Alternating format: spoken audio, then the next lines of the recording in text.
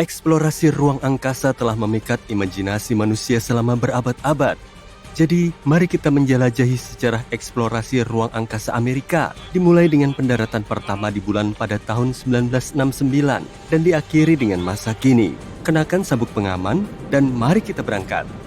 Pertama-tama, saatnya untuk melakukan perjalanan ke bulan. Mari kita bahas tentang program Apollo. Ini adalah serangkaian misi ruang angkasa berawak yang tujuannya satu, mendaratkan manusia di bulan. Dan itu juga merupakan cara NASA untuk menunjukkan kepada dunia bahwa Amerika adalah bos luar angkasa yang paling hebat.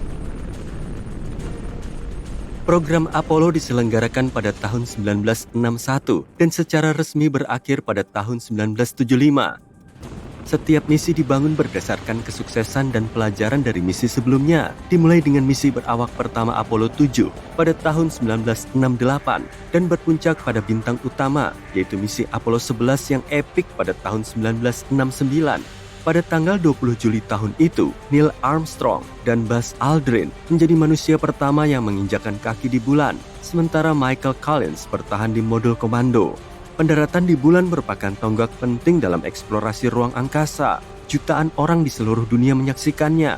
Kata-kata Armstrong yang terkenal, "Satu langkah kecil bagi manusia, satu lompatan besar bagi umat manusia," masih bergema selama berabad-abad sebagai bukti pencapaian manusia. Tidak heran jika hal ini dianggap sebagai salah satu momen terbesar dalam sejarah manusia. NASA mengirim lebih banyak misi ke bulan setelah itu, seperti misi Apollo 13 yang kita kenal. Sayangnya, misi ini harus menghentikan pendaratan di bulan karena beberapa masalah teknis. Program Apollo tidak hanya memamerkan kemampuan teknis Amerika Serikat, tapi juga berdampak besar pada ilmu pengetahuan secara umum. Pendaratan di bulan memungkinkan kita untuk mengumpulkan sampel dari bulan dan memasang beberapa instrumen yang membantu kita mempelajari lebih lanjut tentang geologi dan sejarah bulan.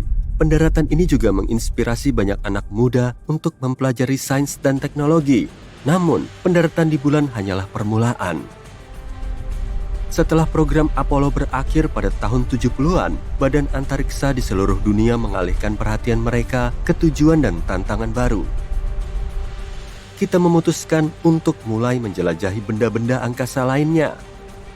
Voyager 1 dan 2 adalah dua pesawat ruang angkasa yang diluncurkan oleh NASA pada tahun 1977 sebagai bagian dari program Voyager.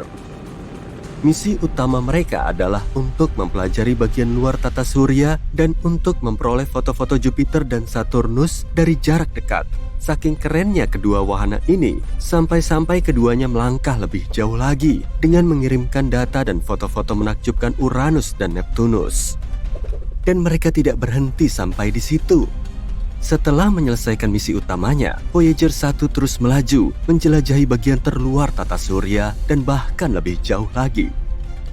Faktanya, Voyager 1 adalah objek terjauh yang pernah dibuat manusia dengan jarak tempuh lebih dari 22,5 miliar kilometer dari bumi. Voyager 1 dan 2 membawa pesan khusus untuk makhluk luar angkasa yang mungkin mereka temui, yang disebut Golden Record. Rekaman ini berisi kumpulan gambar dan suara dari bumi, termasuk musik, ucapan salam dalam berbagai bahasa, dan bahkan suara ciuman. Siapa yang tidak ingin menjadi orang pertama yang menerima surat cinta dari bumi dalam bentuk ciuman kosmik?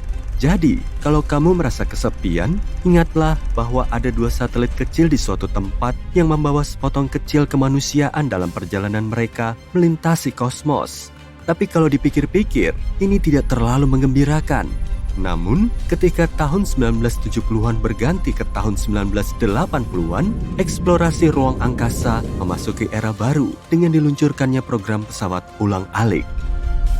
Program pesawat ulang-alik adalah program pesawat ruang angkasa berawak yang dijalankan oleh NASA dari tahun 1981 hingga 2011. Ini adalah pesawat ruang angkasa pertama yang digunakan untuk beberapa misi dengan pengorbit yang dapat digunakan kembali, yang bisa diluncurkan secara vertikal seperti roket dan mendarat secara horizontal seperti pesawat terbang. Armada pesawat ulang-alik terdiri dari 4 pengorbit, Columbia, Challenger, Discovery, dan Atlantis. Program ini menerbangkan total 135 misi dengan pesawat ulang-alik pertama, Columbia, diluncurkan pada 12 April 1981. Program ini benar-benar membuka jalan bagi misi berawak di masa depan. Program ini membantu kita dalam proyek gila berikutnya, membangun stasiun luar angkasa internasional. Ya, ketika kita memasuki tahun 90-an, para ilmuwan memutuskan untuk membangun stasiun luar angkasa di orbit bumi. Stasiun Luar Angkasa Internasional atau biasa disingkat ISS adalah kolaborasi antara beberapa negara. Stasiun ini diluncurkan pada tanggal 20 November 1998. Stasiun ini memiliki panjang 108,8 meter dari ujung ke ujung atau seukuran lapangan football. Beratnya juga hampir 500 ton. Stasiun ini terus-menerus digunakan sejak tahun 2000. ISS adalah pesawat ruang angkasa yang paling lama beroperasi dalam sejarah. Dan saat ini, ISS menjadi rumah bagi para astronot dari berbagai negara. Tinggal di ISS bukanlah hal yang mudah. Para astronot harus berurusan dengan gravitasi nol, privasi yang terbatas, dan jadwal yang ketat. Tapi mereka juga tidak melulu bekerja. ISS memiliki beberapa fasilitas untuk membuat hidup lebih nyaman, seperti pusat kebugaran dan dapur. Tujuan utama ISS memang bukan untuk menyediakan rumah yang nyaman bagi para astronot. ISS adalah sebuah platform untuk penelitian dan eksperimen ilmiah dalam lingkungan gravitasi mikro. ISS telah digunakan untuk mempelajari segala hal, mulai dari kesehatan manusia dan biologi hingga ilmu material dan meteorologi. Selain kontribusi ilmiahnya, ISS juga berfungsi sebagai simbol kerjasama internasional. ISS benar-benar merupakan struktur yang unik. Ia mengorbit bumi pada ketinggian sekitar 402,3 km dan melaju dengan kecepatan sekitar 28.000 km per jam. Ini baru mesin waktu dari luar angkasa. Dan kalau kamu berkesempatan untuk mengunjungi ISS, yang jujur saja sangat tidak mungkin bagi sebagian besar dari kita, pastikan kamu mencicipi makanannya. Para astronot memiliki beberapa resep yang cukup kreatif, seperti tortilla dan sandwich selai kacang, dengan menggunakan bahan-bahan yang dapat bertahan dalam kerasnya perjalanan luar angkasa. Selamat makan! Pada waktu yang sama, kita juga melakukan hal yang penting lainnya. Kita meluncurkan teleskop Hubble yang terkenal itu ke luar angkasa. Teleskop ini diluncurkan ke orbit rendah bumi pada tahun 1990 dan masih beroperasi sampai sekarang. Mengorbit bumi pada ketinggian sekitar 534 km.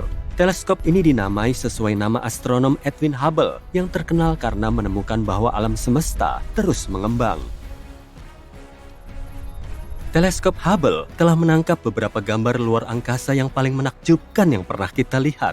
Teleskop ini juga membantu kita memahami alam semesta dengan cara yang tidak pernah kita duga sebelumnya. Sebagai contoh, berkat Hubble, kita bisa mempelajari beberapa planet yang sangat jauh dan bahkan menemukan bukti adanya lubang hitam supermasif di pusat galaksi. Dan pada tanggal 25 Desember 2021, kita meluncurkan cucu teleskop Hubble, yaitu teleskop James Webb. Teleskop ini jauh lebih keren dan canggih dan juga mengirimkan foto-foto yang sangat indah dan sangat detail. Semoga saja teleskop ini akan sehebat pendahulunya. Dan sekarang, kita akhirnya beralih ke abad ke-21. Jadi, apa yang dilakukan NASA saat ini?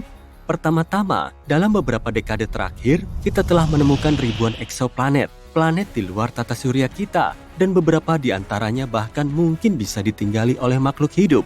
Wah, real estate kosmik nih. Tapi, kita tidak hanya mencari kehidupan di planet lain, kita juga berusaha mewujudkannya. Amerika Serikat telah memimpin dalam pencarian kehidupan di Mars, dengan mengirimkan kendaraan penjelajah seperti Curiosity untuk menjelajahi permukaan planet merah ini sejak tahun 2012. Misi-misi ini telah memberikan wawasan yang berharga tentang geologi, atmosfer, dan potensi kelayak hunian Mars. Dan kita tidak berhenti sampai di sini. Misi-misi berikutnya sedang dalam proses untuk membawa sampel Mars kembali ke bumi untuk dianalisis. Bayangkan aja, kita akan bisa menggenggam bongkahan planet lain. Saat ini, Badan Antariksa di seluruh dunia sedang mengembangkan teknologi baru dan rencana eksplorasi di masa depan, termasuk kembalinya manusia ke bulan dan kolonisasi planet-planet lain di tata surya. Dan siapa tahu, mungkin suatu hari nanti kita akan memiliki rumah peristirahatan di benda-benda angkasa lainnya. Secara keseluruhan, sejarah eksplorasi ruang angkasa Amerika penuh dengan momen-momen menarik dan pencapaian terobosan. Kemungkinannya tidak terbatas dalam hal eksplorasi ruang angkasa. Dan kami tidak sabar untuk melihat apa yang akan terjadi di masa depan. Alam semesta adalah tempat yang luas dan masih banyak yang harus dijelajahi. Semoga saja kita tidak bertemu dengan monster luar angkasa di luar sana.